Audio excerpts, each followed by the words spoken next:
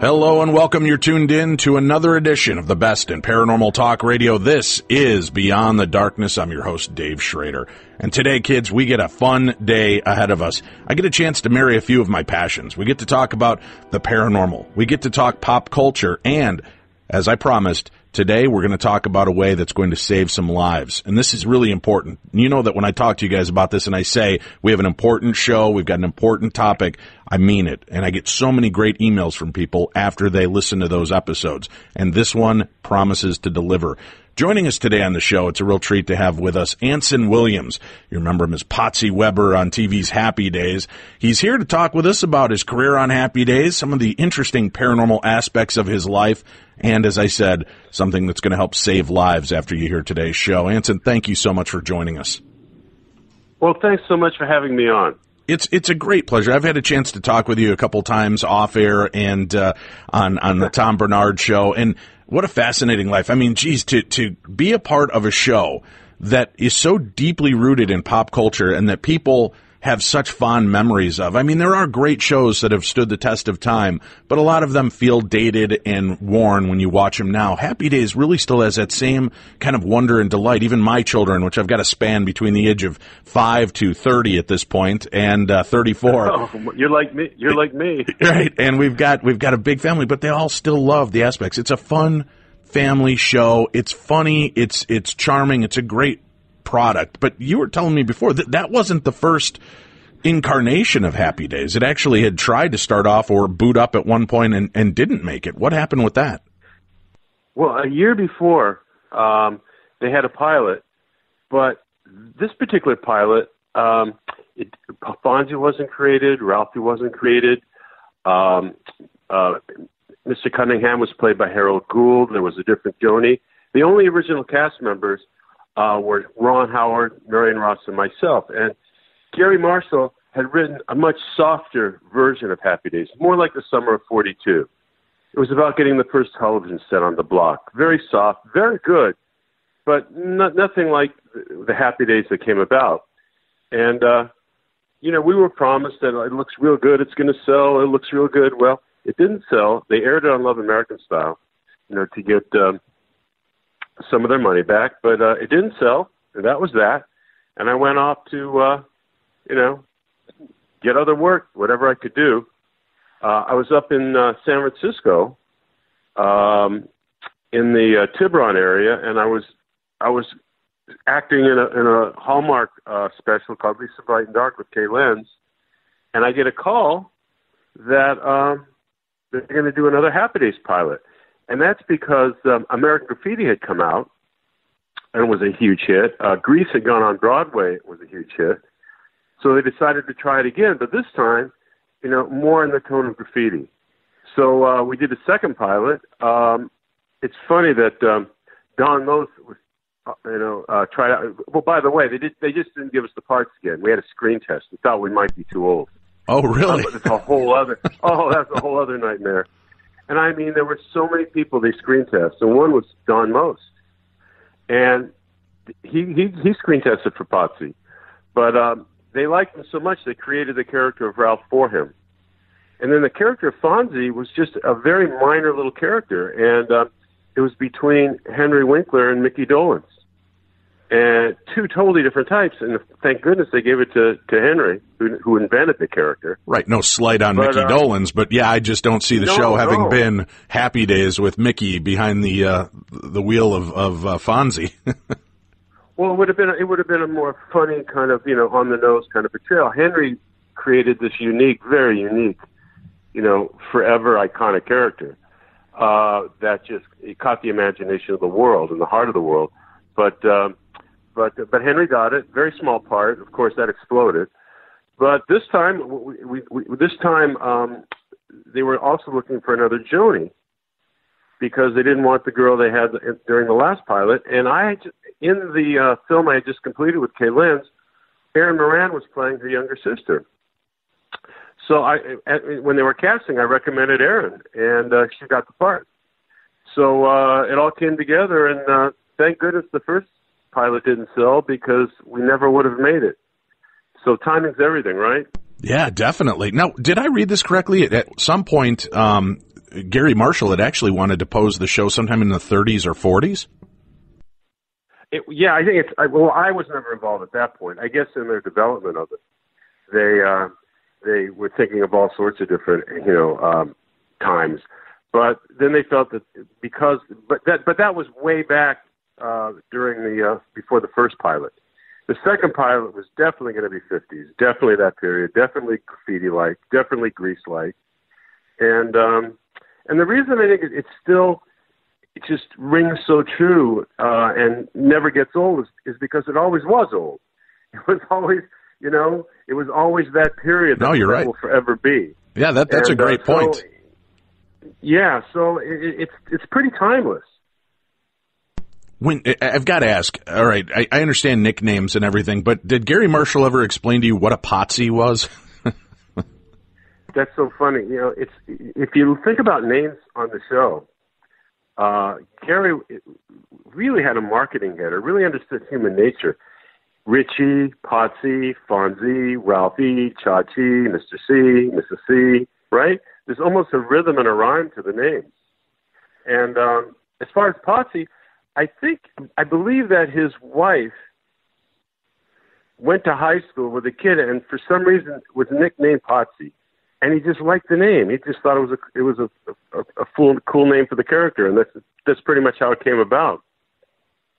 Oh, that's cool. It's great that they're able to pull from different aspects of their life and put together the show. Now, I know Henry Winkler had starred in, had been a part of the Lords of Flatbush. And that was kind of the initial Fonzarelli look, right? Is that what helped to get him the role on Happy Days? No, because I don't think that the film wasn't out at that time. So no, he just went in a room and auditioned. He might have showed them pictures from the film or something, but he just went into a room and auditioned. The Fonzie character was written as over 6 feet tall and big and kind of a character biker. Henry went in, who's 5'8". He went in there, this thin, genius actor, and convinced them that he was 7 feet tall. It was totally against what was written, and honestly, if it wasn't for Henry, there wouldn't have been Happy Days. If people asked me, "Gee, were you jealous?" I said, "Are you kidding me? He bought me a house. Are you crazy?" Right. And he also stood up for the cast, right? At some point, they wanted to change the show to Fonzie's Happy Days and really make it Fonzie-centric, but he was the one that kind of stopped that. Well, he did. It was two selfless people that made the show work. One, Ron Howard had the authority to stay out in front. And when they decided to put the Fonz more forward in the show, he was the first one to say, absolutely, it's going to make the show. And then Fred Silverman wanted to change it to Fonzie's Happy Days. And Henry said, absolutely not. It's a family, it's a cast, it stays Happy Days. That's pretty impressive, especially when you consider today's culture in Hollywood. It sure seems like the celebrities are much more about themselves and pressing themselves forward than they are worried about the overall. And maybe that's why the show endures so much, is that you had a real family. This wasn't just a bunch of actors who came together on the set. You guys played softball together. You hung out together. There was a real bond and friendship with the entire cast, right? There was, and there is. I mean, we've been friends for over 40 years. It was very important to Gary Marshall that we all played softball, that we were all somewhat athletic. Because one of the first things he did was put together a softball team. And most of us are ex-athletes. And we went all over the world playing exhibition softball games against the Marines, the Army, the Air Force. We played in almost every major stadium in the United States. We did pregame charity games. if we play against their football team or we play against their radio stations. But he thought that putting a team together and traveling together would keep a bond that you just don't get on a set. And he was right. I mean, softball became a very big part of our lives. It bonded us as team members. You're always there for your team members. And along with that, he created an atmosphere of education at the Paramount lot. He made sure that we were inspired to learn everything we could about show business and not just act and not just worry about the color of our wallpaper in our dressing rooms. He inspired us to get out of the way of ourselves, educate ourselves, and get the tools it takes for a long-term career. So Gary gave us these very long-term friendships, and also the reason we're still in the business today. He gave us the inspiration and the education and opened the doors for us to learn many other areas of the entertainment business. That's why we're directing, we're writing, we're producing, all because Gary insisted that we take the opportunity of Happy Days and expand ourselves. I had a chance to meet you. I think it was, it's got to be maybe about 8 years now. We were at Dragon Con. I was there doing talks, and you were there with, I believe it was Don Most and Aaron Moran doing an autograph signing. I think so. It was Don, it was myself, it was Aaron. I think that was it. Yeah. So I remember that. That was about 8 years ago. Yeah, I had a chance to meet you guys, and that was such a really cool moment, and I've still got the autograph picture from the three of you. It was one of those interesting deals, and as I stood there, as I like to watch how the celebrities interact with the fandom, and it was so neat to watch that, you've got Dragon Con is kind of this sci-fi nerd fest that people, including myself, love to attend. And, they're going to see people from Battlestar Galactica, and they're going to see people from, old 70s sci-fi TV shows. And there in the midst of this is this fun, happy little table of Happy Days characters. But what was great to me was I watched the fans light up the way they spoke with the three of you, as opposed to, you go up, hi, Gil Gerard, I love your autograph. They give him an autograph. He's on. And not putting down Gil at all. He's a wonderful man, but it was a different kind of energy watching people interact. It was like, oh my God, old friends. Holy cow. How have you guys been? It was just it was really kind of a neat little experience to watch them interact with you guys. And you guys were so kind and sweet to the fans, which is also refreshing in today's environment to watch these autograph signings. But you brought up Paramount Studios too, and I wanted to mention something interesting. We've talked off air about the possibility of haunted theaters, and plus I had been asked, along with a couple of our friends from a California group, to investigate a few of the spots at Paramount Studios. And I was like, hell yeah, I'm in. And the first set they take us on is the Soundstage 19. And they start telling us all of the shows that were filmed there. And the capper was, and this was the home of Happy Days. And the reason they wanted us there was that there's a haunting that's going on, and some of the workers who had been building this set that was in place had been unnerved. Tools would go missing, voices would be heard. Sometimes they would see what they thought was a little girl running around the set, and there was nobody on set. So they were kind of unnerved. So we went in to actually just kind of give it a once-over, a look, and we caught nothing. But I will tell you, I got one of the happiest and most intriguing electronic voice phenomena I'd ever heard in my life. I have this radio, this spirit box, they call it, and it's a radio that sweeps through the FM dial or AM dial, and you're pretty well shielded in these deals, so I'm not getting any actual bleed through. All I'm getting is the of the radio.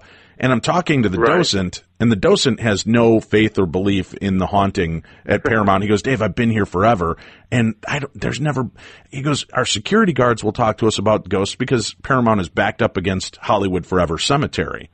And he would say that there were people seen walking between the buildings and the cemetery that would just be gone. And there were a lot of security guards that didn't like to work that area of the lot. But 19 is all the way over on the other side. And he said, nothing's ever happened here. So, we're talking about the different tools. And he goes, well, what does that one do? And I said, well, supposedly it gives a template of noise for spirits if they want to talk. And he goes, what? And I go, well, let's give it a try. So we turned it on, and it's sweeping. And I said, if there's anybody here that would like to communicate, this would be a good time to say hello. And Anson, I got to tell you, at that moment, this radio came alive, and all of a sudden you hear, hello, hi, hola, blah, blah, blah, and like 5 different versions of hello come out of my radio at the same time, one right after another. Oh, wow. And the docent just turns at me and he goes, that's a joke, right? Is somebody broadcasting that to your radio?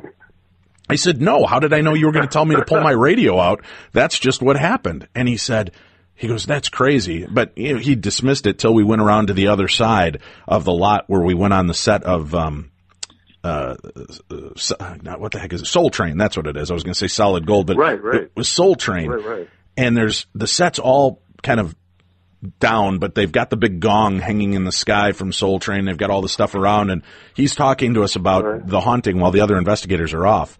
And Anson, my hand on a Bible, as we're standing there, you hear footsteps across the concrete floor approach the two of us, the docent and myself. And the footsteps walk right up to us and stop. And he just looks at me and he goes, what is that? And I said, I'm not sure. I'm guessing somebody's here with us. And then, like a perfect cue, the gong, which is hanging up nowhere near a person, goes boom. And he just looks at me and he goes, can we get out of here now? And I'm like, yeah, sure. And he goes, Dave, I've been working here forever. This has never happened. This is insane. And once we got outside, he said, you know what's really creepy is this is where Red Fox passed away, this set right in this area. And he said, I've never heard anything here. Other people have, and I've laughed about it. He goes, but that was uncanny. That was unbelievable. So you had this. I mean, was there any talk or legend at that time of the sets on Paramount being haunted? Well, not so much. I didn't hear anything about sets back then, but everyone did. I'll tell you what was very strange. Paramount is backed up against that Hollywood cemetery. Right. And I'll tell you, late at night sometimes, especially when we first started the show, it wasn't 3-camera. It was shot like a movie, and we'd be there for hours till like midnight, 11, just forever. And when we'd leave, and we were at a different stage, back a little bit, more toward the cemetery, we went out of our way not to cross that line to that side of the lot. Really? It was strange. It was like, you just felt, I never saw anything, but it got colder, and you just felt this. You just felt this change of energy. It was like it was just this heavy feeling, and basically stay away. Or I don't know, but maybe it was me saying stay away. But we kind of laughed. We weren't laughing. We really stayed away from it because there was a heavy change in energy. Right, the closer you got to that wall, the heavier it got, and you just knew something was going on. You just knew it. Yeah, that was. But I didn't want to know. I was a young kid. I didn't want to know too much. Right. And I had such a great time and such an interesting part of history to get to go on the Paramount sets, to be there and know that this is where Happy Days was filmed. This is where Laverne and Shirley was filmed. This is where I Love the Lucy Show was filmed. There were all of these sets around there, and it was just fascinating. We're talking with Anson Williams from Happy Days, talking about some of the paranormal aspects. We had a chance to talk to Henry Winkler on our show, I think about 4 years ago when he was coming through promoting. And he obviously has some kind of fascination with the paranormal. He's produced quite a few paranormal shows and programming. And let's face it, Anson, Fonzie is definitely something to do with the paranormal. Anybody that can hit a jukebox and turn it on can defeat the devil or an alien from another planet with the power of a thumb. He's obviously got some kind of paranormal, supernatural abilities involved. That's weird. Did Gary Marshall ever explain why he pitted Fonzie against the devil and an alien from another planet? Was he interested in that supernatural aspect as well? We never talked about supernatural, Gary. I think for him it was just fun. It's like, who can we pair? Well, the devil's pretty big. If he beats the devil, that'll get ratings. And it's so funny. Going back to the alien, Mork and Mindy. Right. I don't know if people know that story or Mork. First, when you do a sitcom like this, on the first day for the new episode, you sit down. First, you read the following week's script, so they can take it and rewrite it. And then you read the current draft you'll be shooting that week. Well, we sat down and we read Mork for Mork, which is the following week. It was the worst script in the history of Happy Days. It was unreadable. It was so bad. It was horrid. Wait a minute, Anson. And, you're talking about a show who has coined the phrase jumping the shark as one of the worst episodes. You're saying Mork was the worst episode originally? Jump the Shark was Gone with the Wind. Henry, who's the most, fair-minded, selfless guy, slammed the script on the table saying, "We can't shoot this." What happened was Gary and his son Scotty went to see Star Wars, and Scotty was 10, and he asked his dad to make a Martian Happy Days. So Gary he came up with this concept, and the worst writer on the staff wrote it. So he says, don't worry, we'll fix it. So that we shoot this episode of that week. Next week, there's Mork. We're going to be shooting it that week. It's just as bad. By the way, they hire an actor for Mork. Monday you read, Tuesday rehearse, Wednesday rehearse. You're pretty much done with rehearsal Wednesday night. Thursday, you do camera blocking, where there's no writers. It's just the mechanics of getting the shots for the show. You do a run-through of that. And then Friday, we come in early for some minor notes, and then you shoot a run-through in front of an audience, and you shoot the show that night. So basically, at the end of Wednesday, you're done with rehearsing. It's pretty much locked. Well, Wednesday night, the guest actor quits, who's playing Mork. It wasn't his fault, but he did look like an idiot. Okay. He quits. Gary Marshall comes, and we're sitting there. We're going to have to cancel the episode. Gary Marshall comes down to the stage and says, "Does anybody know a funny Martian?" And Al Molinaro raises his hand and said, "Well, there's this young guy named Robin Williams in my Harvard Limbeck improv class." And Ronnie Howland, who's Gary's sister and the casting director, said, "Oh yeah, he's funny. He was in the New Laugh-In, those 6 episodes." Gary said, "I never saw it." Well, the next morning, I come in for camera blocking, and I don't come in I come in a little later because my scenes were weren't at the top of that they were blocking for. So I get in there, and there's every writer on staff is on set, which is very weird for a camera blocking day. And you could feel this energy, and Jerry Paris, our director, runs over to me as I come in, saying, "He's a genius, he's a genius, he's a genius." I walk over, and there is Robin Williams reinventing and ad-libbing the entire show. And the writers are there furiously writing down his lines. And in front of my eyes, I watch him invent Nanu sitting on his head, everything spontaneously. That was Thursday. By Friday night, it was one of the best episodes in the history of Happy Days. And the rest is history. I mean, he became a phenomenon. I mean, we knew it. I mean, it took weeks for the world to know about it, but the night we shot it with those 300 people on their feet screaming for 10 minutes, we knew he was a phenomenon. And honestly, Robin was from another planet. What a genius, and what a kind, shy man off camera. But what a genius. And you felt the light, okay? I mean, you could just see this burning light around this guy, just touched by the hand of our creator. I've never seen anything like it. But that's the story of Mork and Mindy. It went from an unshootable script to one of the best shows in its history and Robin Williams' career. This is pretty amazing as well. Happy Days. Now, folks, think about this. The 70s, Happy Days comes on in 1974. You get to follow the Cunningham family through the 50s with their friends and all of the great cast members. But it becomes such a pop phenomena that they actually start spinning off series, which, of course, led to Laverne and Shirley in 1976. We just talked about Mork and Mindy, which came out in 1978. You had Joni Loves Chachi, which launched in 1982. And then 2 little-known spin-offs, Blansky's Beauties, which came out in 77 for a season, and Out of the Blue, which was about Random, the angel that appeared in the episode with of Happy Days as well. Then, of course, you had the spin-offs with the Fonz and the Happy Days Gang cartoon. You had Mork and Mindy, Laverne and Shirley, Fonz Hour cartoon series that came out. That's amazing to have that kind of longevity and that kind of power that any kind of creation from Happy Days would get its own spin-off. Yeah, well, not actually. Donnie and I did a funny pilot.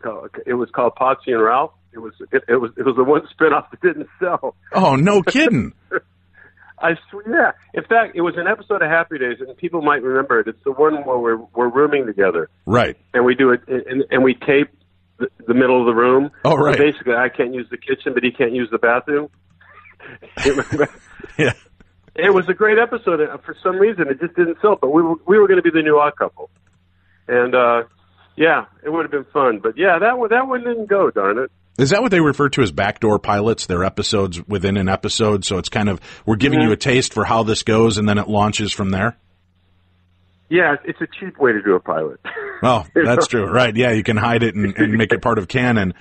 I want to talk, we've been dabbling a little bit into both the reality of Happy Days and some of the cool paranormal aspects of the Paramount lot, but I want to introduce to our audience as well. This is pretty fascinating, and don't worry, folks, we're going to get to the life-saving stuff in a little bit here. I want to mention, though, you've got a pretty fascinating story in your own family dealing with the paranormal, and this has to do with your mom?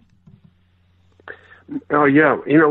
Growing up, I was just a number in the world, just I could have been from Oklahoma, wherever. I did, not a Hollywood kid. I mean, basically, we bought a house with a GI Bill for $15,000, one bathroom, never more than $100 in the bank. Anything extra I wanted in my life, I had to go get jobs and earn it. But, so nothing remarkable about the family, but my mother was beyond psychic. Not scary psychic, just like it's how the heck psychic. She never did it for money. She never promoted herself. She would just get feelings, read people's hands, feel people's jewelry. I mean, just so psychometry. So many people. If that's what it's called, yes. Yeah. Okay. Also, automatic writing. She would sit there, go into trance, and she'd write in Russian. She'd write in German. She didn't know any languages, and my dad would take the writing and get it translated. So I mean, it was quite something. The word got out. There'd be knocks on the door. People asking for reading. I mean, she never charged. They just heard about her. So all my life, I grew up with this, psychic mom. And one amazing story. My dad was a tech illustrator at the time, so he was in a room full of other tech illustrators, and the guy next to him, my dad was bragging about mom and what she could do, and the guy next to him was a skeptic, and he took out this old, very old little pocket knife, and he said, "Do not lose this. It's an heirloom for my family. Do not lose this. But you take this to your wife, have her hold it, and you tell me what she feels. You tell me what she thinks." He goes, "Fine." Takes the little knife, gets home, gives it to my mom. She takes it in her hand, and she feels it. She feels it, and she just almost starts tearing. She goes, "Oh my God, such a powerful man, powerful, kind man, powerful, but so sad, so sad, so depressed, so." And that's basically what you got: a very powerful man, a very kind man, but a very sad man. So my dad related those words to when the next day he brought back the little pocket knife, and the guy, his mouth drops. He's stunned, and he tells my dad the story that during the Civil War, I think it was his great grandmother, boy was going to be hung for treason or something like that because he did something innocently, fell asleep on guard duty, and something happened. I don't know, but he was pretty innocent, but he was going to be hung. And during those times, the average citizen could actually get an appointment with the President of the United States, or there were days where he could just walk in and he was there for the people. And she went to the President of the United States and got a meeting and begged for her son's life. And this man saved her son's life, but she was so upset, he reached in his pocket and he took out this little pocket knife and gave it to her to calm her down. The man's name was President Abraham Lincoln, a powerful, kind, very sad man. True story. Wow. That's amazing. Now, when your dad would take these, true story. When your dad would take these writings, these automatic writings, and get them translated, would you ever find out what they were about? Why were these voices coming through your mom in the hand of automatic writing? What was the connection? She would go in a trance. She would literally like meditate. Mm-hmm. And I don't know. I mean, I never did find out. I don't know. But all of a sudden, put a paper in a pencil, pen, and she would just her hand would go. There was another time, the police actually interviewed her years and years ago. There was a bus. I think I got the story right. There was a bus of school children that vanished, just vanished. And they couldn't find it. And my mom was sitting there, all of a sudden, this image flashed on her. And she told my dad, now it's either one or the other, I don't remember. She told my dad, either it was in a dark cave or it was buried underground in a basic area. My dad was so convinced that she had something, she went to the police, and the police interviewed her. Now, when they found the bus, I don't remember if they found it in a dark cave or if it was buried. But basically, it was the opposite of what my mom said. But she was close enough to know that this bus was in a very dark place, hidden from the world. They found it, too, by the way. Wow. And the kids are okay. I don't know if they buried it and they had air or if it was in a cave. I don't know. You probably could look it up. I mean, it was 60 years ago, whatever.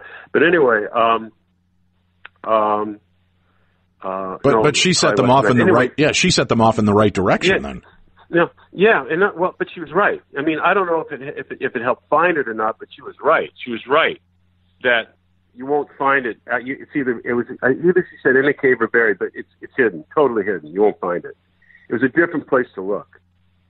Have you personally? And they did find it. So, have you personally had any of that gift transferred to you? Or do you ever find yourself feeling very psychic or connected to things? Yeah, not like her though. Maybe because I haven't perfected it, and I think a lot of people. I'm sure you have it too. Anyone that's like, kind of outside the box, and where you're not stuck in a one note situation. We're very fluid people. You might be more open to receiving. One time, very strongly, it was in the 70s. I was doing a cerebral palsy benefit in Kearney, Nebraska, and you had I'm trying to remember. Yeah, and it was like quite a few stops to get to Kearney. Anyway, we're doing the event, and the next morning I had a flight out to Lincoln, and then from Lincoln you get a flight home to L.A. Well, this wonderful man was kind of my sponsor for the day, took me around, and he said that his friend, a doctor, had a plane, and he'd be glad, whoever wanted to, he'd be glad to fly them to Lincoln that night after the show. Well, I had this overwhelming, no, just don't do it. So I said, no, thanks, but no, I'll wait. Well, one of I forgot who, Gloria DeHaven was there, someone was there. Anyway, her band leader went, and a couple of musicians went, and they flew out after the show. And a little while, I get a knock on my hotel room door, and it's the producer of the show. He opened the door, and I just blurted out, "Where did it explode?" He said, "How did you know?" I said, "I don't." He said, "It blew up over Omaha." Holy cow. Or Omaha, or wherever it was. Whatever. Anyway, in a fireball. Everyone, the man that took me around was on that plane. And he had a 6-month-old kid. Anyway, it was tragic. But it was, I never felt anything so strong to not do something. And then I knew. When that knock on the door, I knew it. I just knew it. I knew it. And I don't know how I knew it. I wasn't thinking about it. I just blurted it out. But it was right there. And the one thing with my mom, she really, really didn't want to read anymore. Really, really wanted to shut herself off because she would feel tragedy too. She didn't want to know. She didn't want to know. And at times there were just things so strong that she knew it. She just didn't want to know. She didn't want to have that feeling. She didn't want to have that knowledge. She didn't want to have to look at that person and know that there was something wrong, Right. Well, there's that survivor guilt and remorse, and especially if you're given these visions, but there's nothing you can do about it. There's nothing you can do to stop one of these. That has to be a horrible aspect of the gift. I guess, and she didn't. I think it kind of might have shortened her life a little bit too, because she passed away at 65. So I don't know. I don't know. But I mean, there was a lot there that was. It was overwhelming. I mean, it was just overwhelming. Her gifts, and I could go on and on, but yeah. So yeah, definitely. I know there's stuff, but to me, I'm like you though. I don't believe in like, weird spirits and all these kind of media created whatever. I believe in science. I really do think there's science behind all of this. I agree with you. And talking about science, we've got something that's going to save lives today. This is a big part of why I reached out to have Anson on our show, especially for our audience base. We're going to do that when we return. But first, for our Theater of the Mind today, I have a very personal story from my own recollections. So sit back, relax, and enjoy today's Theater of the Mind. From the personal files of Darkness Radio's Dave Schrader, this is Theater of the Mind. It was roughly the spring of 1990. I know this because it was such a marked spot in my life. I had just lost one of the most important people in my life. My grandfather had passed away just 2 months before. It was devastating. I had only suffered a few minor losses throughout my life, but my grandfather was my hero. He was like a second father to me, and when his death came, it was fast and unexpected. Although, in true hero form, he had been dwindling away slowly from cancer that was eating him alive from inside, but never told any of us. We had had a chance to go visit my grandfather just weeks before his passing, and he never let on the kind of pain that he was in. It wasn't until after he passed that the doctors told us just how bad it had been. The cancer had spread throughout his entire body, and most of his movements were probably extremely painful. But he, like always, kept a stiff upper lip and a smile on his face, a story to tell, and cheer in his heart. To say I wasn't handling his death well would be, well, a bit of an understatement. I had gone into one of the darkest times in my life. It left me completely devastated and hollow feeling. I loved my grandfather like no other. It was a punch that our entire family took, and it was hard to stand back up from. After about 2 months of constant mourning and crippling pain from his loss, I had an amazing experience. One night I'd been sleeping. I can't tell you what the dream was, but all I can tell you was I was walking in a field of tall grass. Well, actually running through the field of tall grass. I could feel the breeze against my face, the sound of the wind through the tall fields, and then I heard it. My grandfather's voice. "Hey, kid." I turned around, and I was no longer in this field of overgrown grass. I was standing inside of my grandfather's living room in Faraday, Louisiana. I stood there, somewhat confounded. I turned around quickly, and the field was gone. I was completely inside his house. This dream was so real. Every aspect, every nuance of the dream. You could smell things, you could hear things, I could feel things in this house. And I remember looking, and where I was standing faced the outside. I could see down the hall, out the window, into what used to be the servants' quarters. My grandfather came strolling out of the old servants' quarters, looking much younger than I remembered him, and he made his way across the yard towards the door. And I remember consciously having the thought, oh my God, I'm about to talk to a dead man. I think he took this path so that it would have time to really click with me. I was fully aware at that moment as well that I was within a dream, but it was unlike any dream I had ever experienced before. He approached the side of the house and opened up the door to the breezeway. The creaking of the screen door, his gentle footsteps walking through the house in his cowboy boots. And there he stood right in front of me, bigger and better than ever. "Hey, kid, I think we need to talk." I just slowly nodded. He walked towards me, and together we entered his living room. "You're not handling this real good, kid. I've been sent here to talk to you. I just miss you so much. I wasn't ready to let go. I never got to say the things I wanted to say." My grandfather just met me with a kind smile, and he said, "Why are you so afraid? What's really bothering you?" And I told him it's been my overwhelming fear of death since I was a very young child. He slowly nodded and listened to me as I regaled him with my tales of nightmares and long nights afraid to fall asleep for the fear that I may not wake up in the morning. And he said, "Well, I'll tell you what, kid, I'm here now. What questions do you have for me? Well, here I was, given the golden keys to knowledge.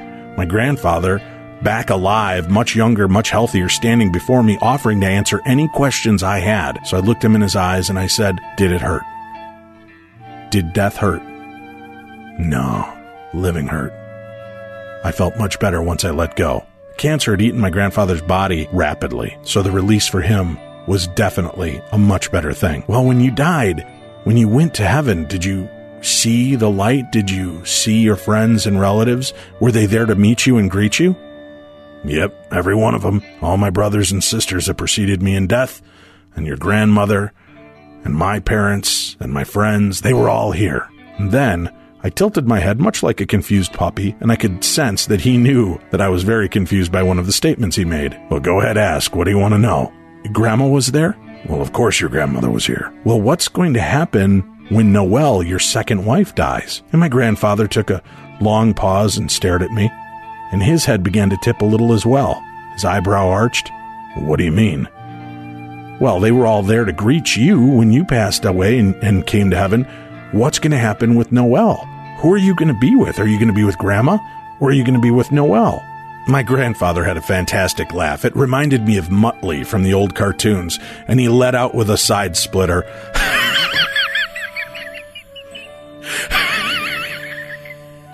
And I said, what? What's so funny? And he said, that's a good question, kid. He said, here's what you'll find. When she passes, we'll all be here to meet her, including your grandmother. So I stopped. I pulled back my head and looked at my grandfather, and I said, what kind of weird hippie commune do you live in up there? And again, he met me with a smile. It's different here, Dave. On Earth, there's a sense of ownership, of title. I love you, you love me, I'm your boyfriend, you're my girlfriend, I'm your grandpa, you're my grandson. Everybody has a title. But when you come here, love is just love. It's all around us. You're just part of it. Okay? So you're not really together with Grandma. You're just there and part of this realm. Exactly. That brought a bit of comfort to me. And knowing that they would all be there to greet me, that brought a lot of comfort to me. We chatted a bit more about silly little things that I just wanted to know and were important and personal to me. And then I said, I'm so afraid of death. I'm so afraid of leaving here. My grandfather lowered his brow. He looked me in the eyes and he said, well, stop worrying about it, kid. First of all, there's nothing you can do about it. Second of all, you got a long, long time before you need to worry about anything like that. All right, if you say so. Listen, kid, I can't do this again. This was a one-off, but I wanted you to know that I love you, and I'm here for you, and I'll always be around, even though we'll never have another conversation like this again. I shook my head in understanding. We're a very huggy, lovey, touchy-feely family, so I opened my arms to give my grandfather one last goodbye hug. He opened his arms and graciously accepted me in, and I pulled back. I recoiled. The feeling was unlike anything I'd ever encountered before. It felt as though I had grabbed a large, vibrating shaft of hot electric air.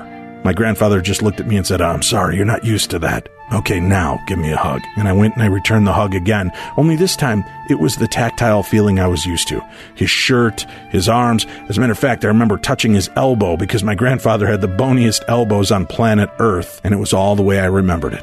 All right, kid, I gotta go now. Let everybody know I love them. And with that, he slowly started to fade into darkness. My eyes began to flutter, and I could see him in the room in front of me, slowly fading away into the black. At that moment, I was trying to convince myself it had been nothing more than a dream, just my mind's way of working through the grief. But that's when my girlfriend rolled over next to me and said, go shut the closet door. I can smell your grandfather's cologne. I turned my head slowly towards the closet door, and it was shut. Now, the reason she had brought that up was that after my grandfather's passing, I had selected a few of his favorite items, his smoking jacket, his Budweiser button-up shirt, and a few other keepsakes. And they still smelled like my grandfather's cologne. They still smelled like my grandfather was alive and there. And it made me comfortable. I could go into that closet, and I could smell or feel the presence of my grandfather. But here I had just had a very profound experience that I could only chalk up to being a very vivid dream. But my girlfriend could smell my grandfather's cologne. As a matter of fact, I could smell my grandfather's cologne. I couldn't wrap my head around it, but I felt better. I felt more comforted, and I rolled over and went to sleep. Within a few days, life was getting back to normal, and I wasn't mourning as deeply and as passionately as I had. Somehow I felt that in that moment, in that dream visitation, long before I knew what a dream visitation was, that I'd had some of my closure. Well, again, being a lifelong person fearful of death, it didn't take long for that nagging fear to start itching at the back of my skull. I was so preoccupied with death that I was forgetting to learn how to live. Driving home one day with my girlfriend, about a week after this incident, we were driving down the road in Hoffman Estates, Illinois. Cruising down the road on our way home. It was a light rain that day. I had a small Geo Metro, and I slammed on the brakes as I saw that two trucks had stopped short up at the light. My car began to hydroplane. All I could see was the back of that truck, and I knew we were going to slide under it and most likely be killed. With that, I raised my hands up and placed them on top of my head, and I just said aloud, "I am so sorry. I am so, so sorry." My girlfriend turned to look at me, and like a miracle, the wheel of my car began to turn. My car fit exactly between the two stopped trucks in front of me. We slid in between the two trucks. I mean, so close that you could roll down her window or my window and barely put your finger out and you would be touching the side of the trucks. And then my engine stopped from a full roar to nothing and powered off. I took a deep breath. I looked at her. She looked at me. The two truck drivers looked down in pure amazement and astonishment, and my car started up again. We drove off safely home, and in that moment, I felt this was the message. Stop worrying about death so much. All I could hear was my grandfather's voice resounding in my head. You don't have to worry. It's a long way off. Well, that was a hell of a lesson to learn, and it was a terrifying moment, but again, I felt comforted. I think my grandfather was there to take that wheel to show me, just once and for all the worry in the world won't do you any good. Just let go and trust and live your life. So I have. And although that fear continues to confound me and does rear its ugly head from time to time, I feel that I had one of the best gifts ever given to me. A visitation from my grandfather and a quick reminder to stop focusing on death and start to live the life I'm meant to lead.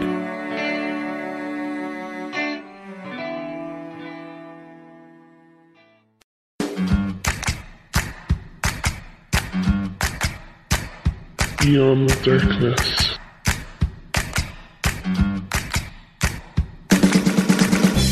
Hello, welcome back to the best in paranormal talk radio. This is Beyond the Darkness. Now, I just had a chance to share with you one of my own stories involving the spirit world, the paranormal, and driving. And I wanted to reach out to Anson originally to be on the show because doing the shows that we do and the late night schedules, I've tried everything.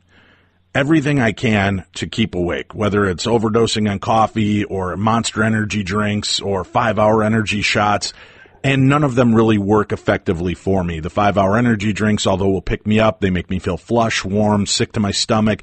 It just doesn't have that impact. And I was driving home from Coast to Coast AM, where we recorded in St. Cloud, Minnesota. And I was driving home after a show at 4 o'clock in the morning and had rolled down my windows, was blaring some rock music, just trying to keep myself awake for the almost 90-minute ride home. And I had the weirdest experience I've ever had while driving. I would be driving, eyes wide open, and all of a sudden I jerked the wheel as though I had fallen asleep for a few seconds or had closed my eyes. And we've all had that moment while you're driving and you're thinking, okay, I'm just going to close them for a second, just to rest them for a second. And you close your eyes and you kind of pop back into reality. Only my eyes weren't closing. And I was perplexed by this. I got home and the next day talked to Tim, and I was telling him what happened. And I was surprised to find out Tim was very well versed on this. He knew about this. It's called micro naps. When you get to the point you are so exhausted, your brain takes over, and it wants to help you. Cold air blowing in my window through Minnesota air, rock and roll radio blaring in my car, trying to sing along, trying to keep myself awake. But my brain knew it was time for night-night, and it was trying to shut me down. And it would put me into these micro naps. So even though my eyes were open, basically I was falling asleep wide open. And that scared the hell out of me, especially because, hey, I've got a family I've got to take care of. I've got people that rely on me. And more importantly, there's other cars on the road and they have families and they have people that rely on them.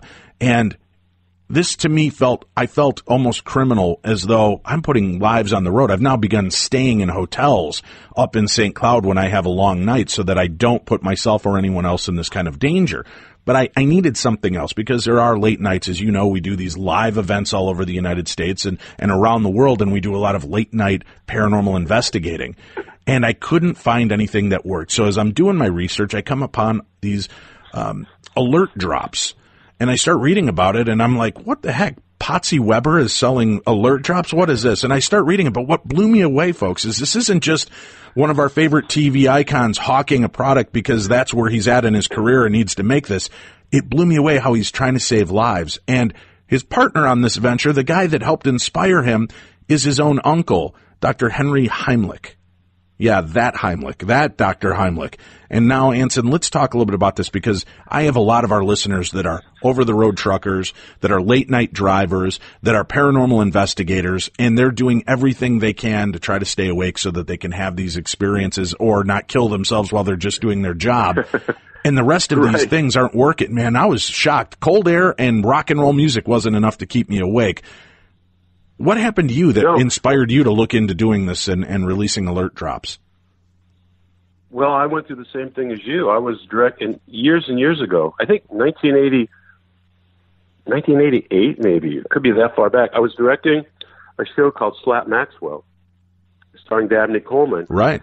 And we were filming in the local desert outside of Los Angeles. It was a very hot day, and I was exhausted, but I didn't realize how exhausted. And I'm driving home, and just like my eyes are open, and all of a sudden I'm asleep.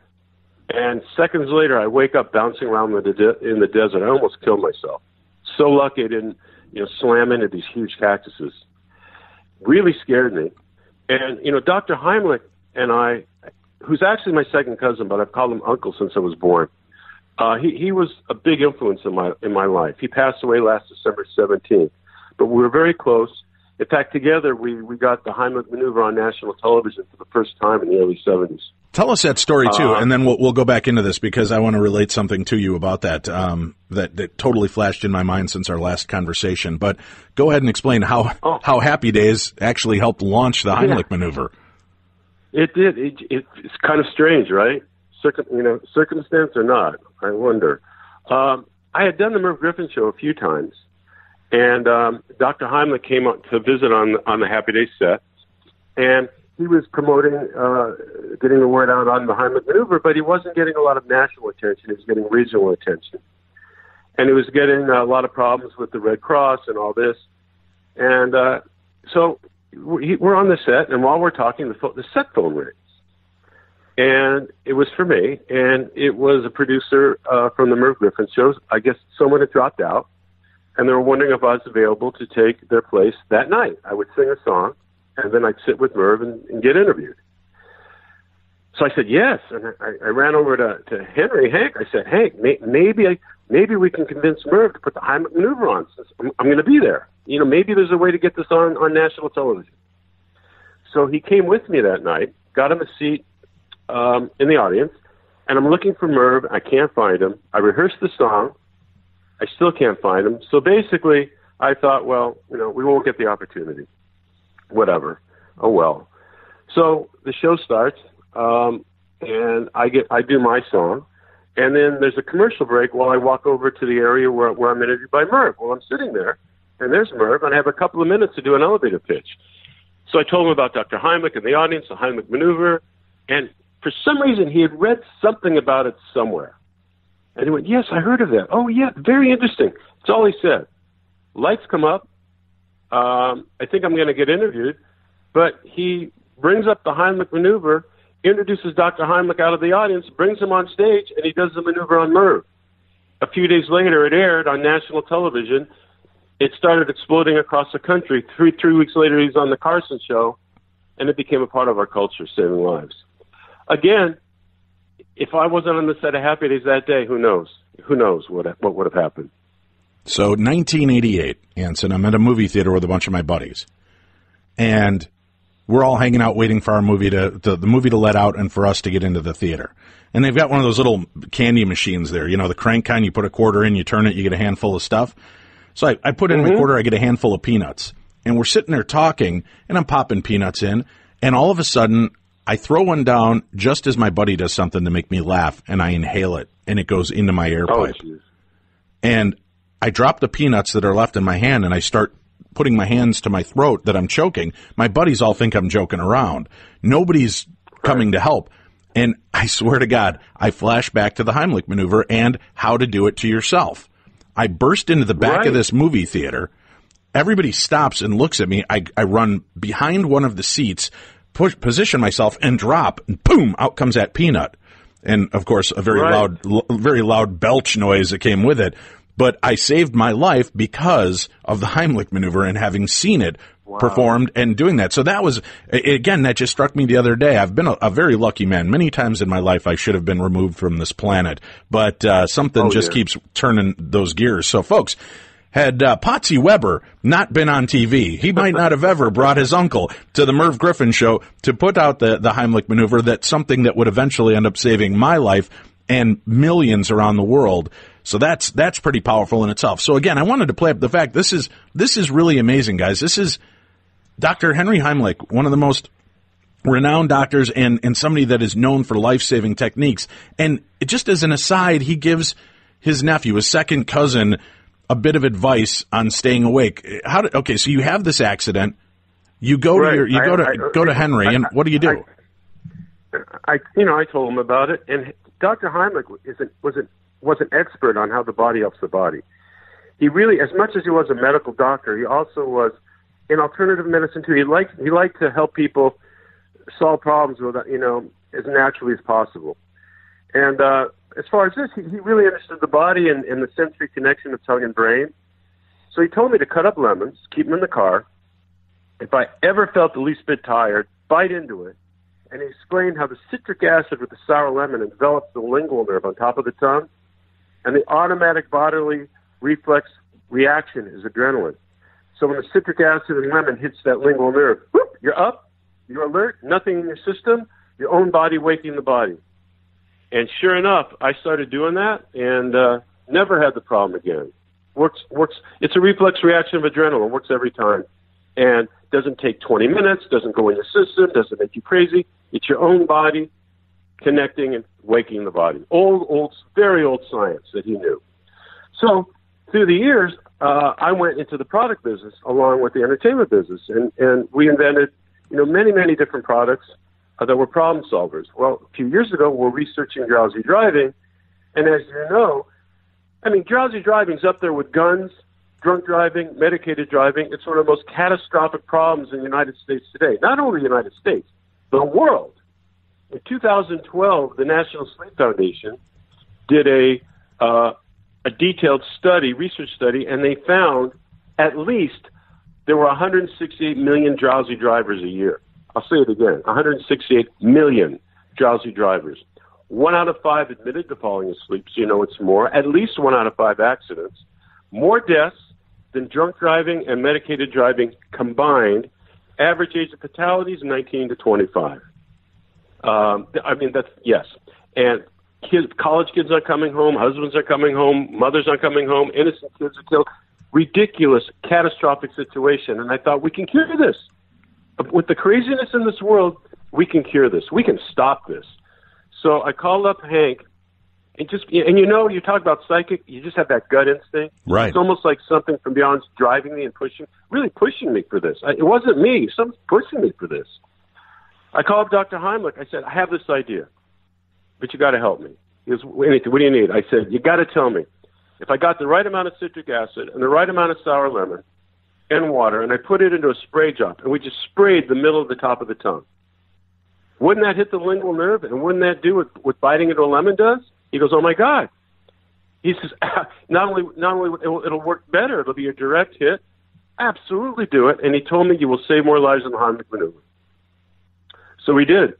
We spent 2 years. We brought in substitutes, and by the way, it's all natural. It's a strong hit of citric acid, formulated natural sour lemon, water, and a little bit of preservative. That's it. That's the entire combination in chemistry of this product. This little spray hits the lingual nerve, and boom, you're up, you're awake, you're alert instantly. Only thing in the world that will work other than hot peppers. If you put hot peppers on your tongue, it'll do the same thing. I'd rather have alert drops. Right. It's a lot more civilized. And that's where I come in with this too. I wanted to try something that, as I said, I've tried the Monster Energy drinks. They give me the jitters, and when I crash hard. It's almost like equating it to what I now know about diabetes because of my daughter's diagnosis in the summer. Is right.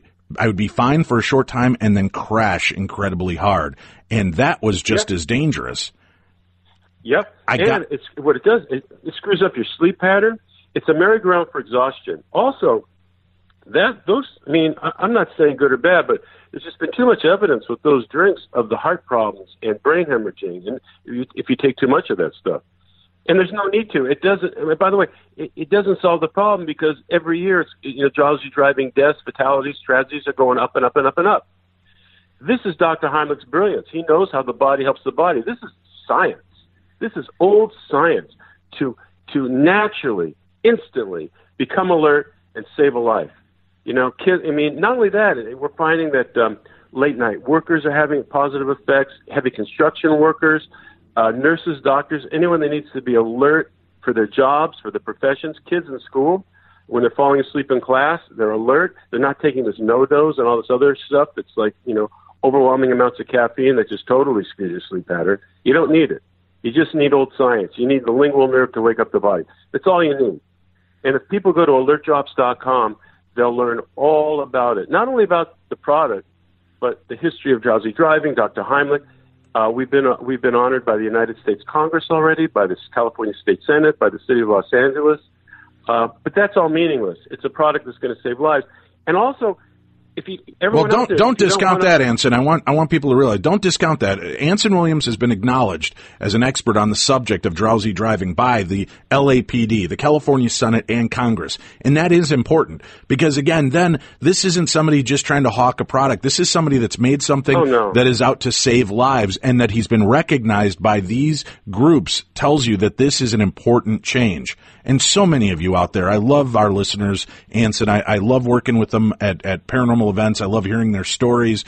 And this, to me, struck a chord because I used the alert drops on the last time that I had to do Coast, and it worked exactly as you said. But it didn't give me it wasn't, and I think when people think, you're affecting the adrenal gland and you're kicking it in, it's not like a rush and all of a sudden you're Superman. It's just a nice alert, and it brings you back to the moment, and you're good to go. And the nice thing is, when I'm driving down the road and I start to feel a little fatigued again, it's another quick little shot, and there's no drugs, there's no side effects, there's nothing that's going to hurt me in this deal. And that's what was really important to me as well.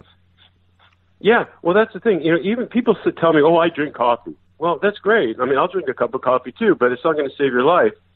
First, it takes 20 minutes to take effect, so it could be too late. And two, you need too much of it. It's gonna totally screw up your sleep pattern. It's not an effective way of stopping the problem. And let me cover get you home safely. Let me cover some of the stats again, because this was really quite an expose for me to find this information out. 30% of people report dozing off behind the wheel. Think about that, folks. At any given time, 30% of people admit that they're dozing off at the wheel. 6,400 people die every year as a result of driving drowsy. That means in the last 10 years, 60,000 people have passed away. Almost 70,000 people have passed away as a result of driving drowsy. And there's probably many more that we just don't know about that are drowsy drivers that had that happen. Yeah, well, that's the thing. You can't. There's a lot more, because the people are courageous that admit it. Most don't admit it. So you can imagine how much more tragic situations there are. And then we've got false information like the loud music and rolling down your windows. That's not a way to protect yourself from drowsy driving. And you may think it works, but it's worked for me in the past, or so I've thought. But what it really was my brain was okay with me doing what I was doing, and it kept me alert. but there are those days when your brain is just going to start to shut off. And if you feel that overwhelming tired, you're starting to get that white line fever and drowsy, this is an easy way to fix that. And this was one of the most telling examples because, Anson, I mentioned when I had my moment with that micro naps, I realized I felt this overwhelming guilt. I felt like what it must be like to be a drunk driver and realized, oh my God, I could have killed somebody today. Losing 2 hours of sleep. I want you guys to listen to this now. This is scientifically proven fact that losing 2 hours of sleep is equal to having 3 beers. So if you're a lightweight, and you're tired anyway, and then drinking on top of it, imagine how much more dangerous you are. That's crazy. But for people that are driving drowsy, and many of us are, whether it's our early morning commute to work or our late night commute home from work, you need to have something that's going to save your life. And I also like this, Anson, because I got to tell you, a lot of the field that I work in with the paranormal, people love to investigate late night. And they will dose up on these heavy caffeinated drinks.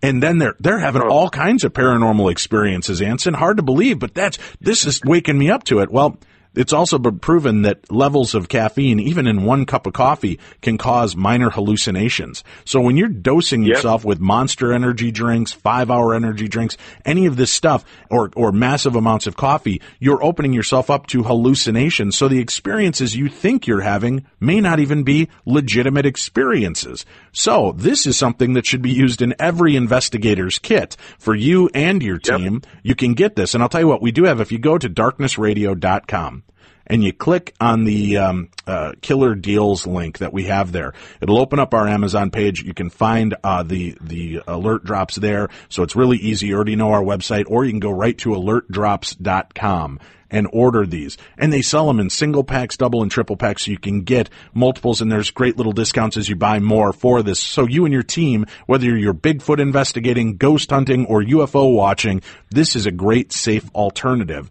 And that's why I wanted to mention this, because it is so important to me that, boy, if we can save some lives together, Anson, and make this known, and share this episode, share even just this part of the episode with friends of yours that you might know that need this information, because you may be saving a life as well.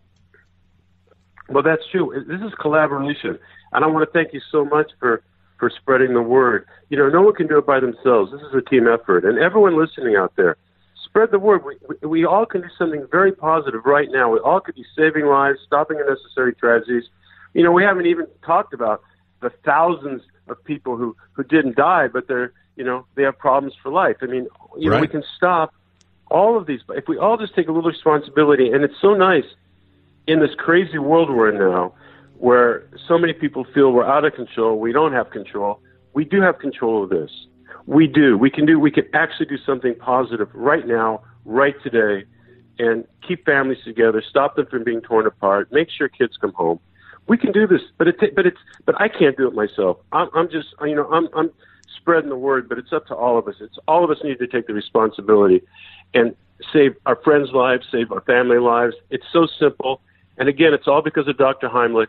He passed away last December, I believe 17th. I talked to him a few weeks before. He was 96 years old.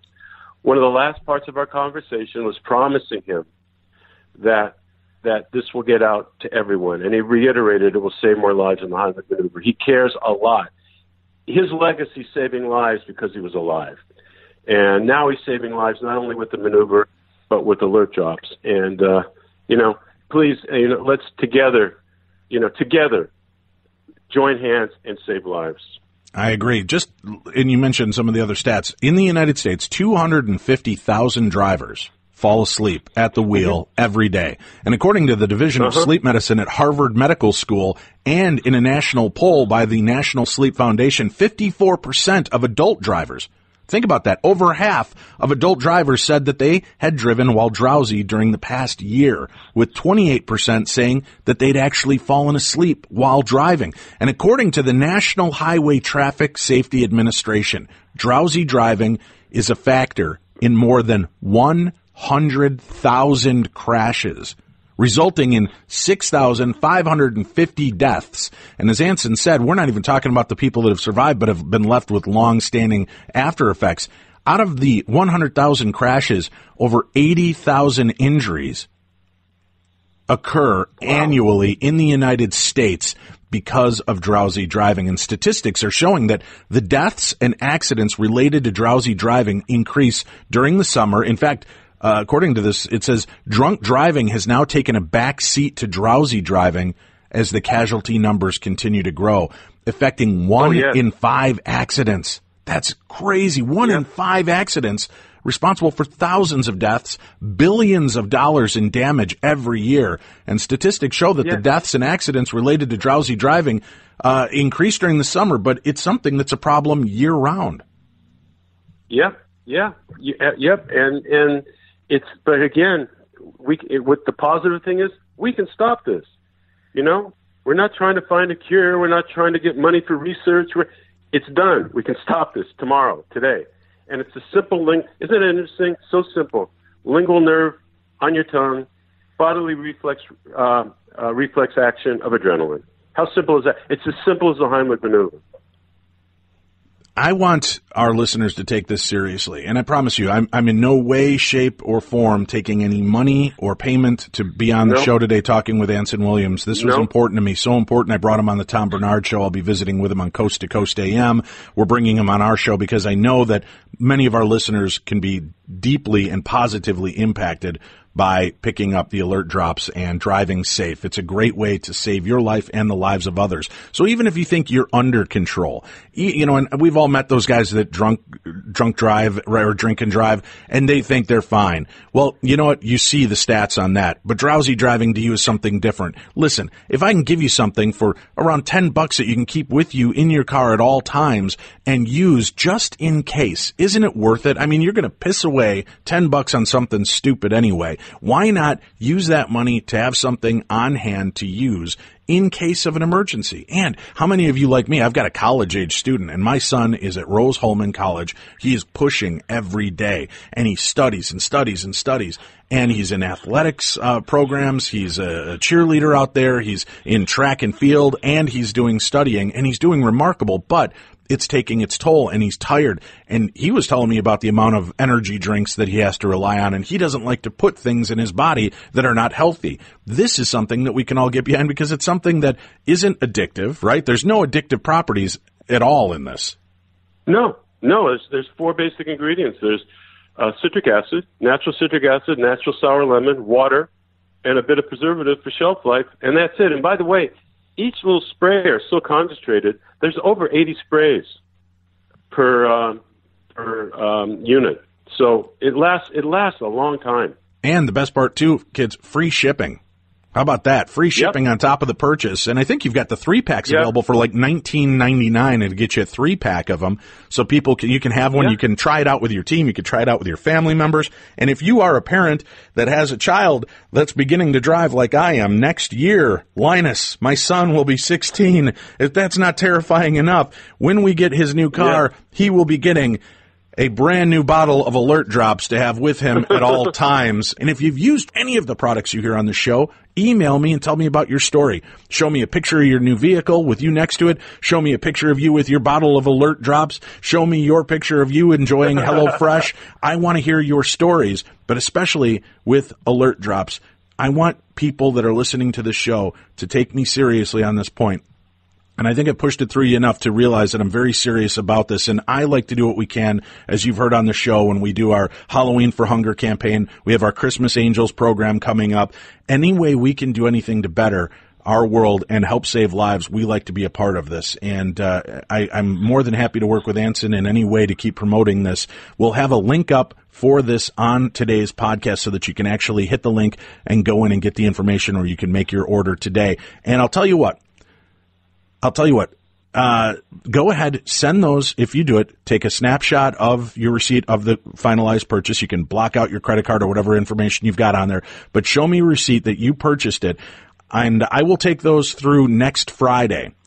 and I will do a random drawing with Tim. We'll print them out, we'll pull them, and whoever wins it will get a Darkness Radio prize pack. But show me that you purchased this, you heard me, you took it seriously, and overwhelm my email box at dave@darknessradio.com and show me that you're taking this serious and that you're going to try to make a difference in your life and others, and you will be entering you in for an opportunity to get a Darkness Radio prize pack. What does that conclude? We're going to have books in there. We'll have some cool equipment in there. I'll also have a Blessed Benedictine medal for you that you can have. We'll have some really cool swag. So just go ahead and do that. So if you get the alert drops, take a picture of yourself with the alert drops or send me the copy of a receipt by next Friday at dave@darknessradio.com. We'll do a drawing, and one of you lucky winners will get a Darkness Radio prize pack.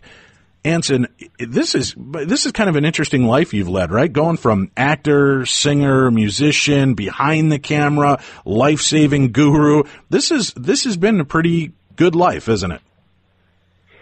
It has, but to me, every day's new, and I've always been one to move forward, and again, it's just you go with your feelings. I feel a push in different areas, and when I don't listen to it, it's when I get in trouble.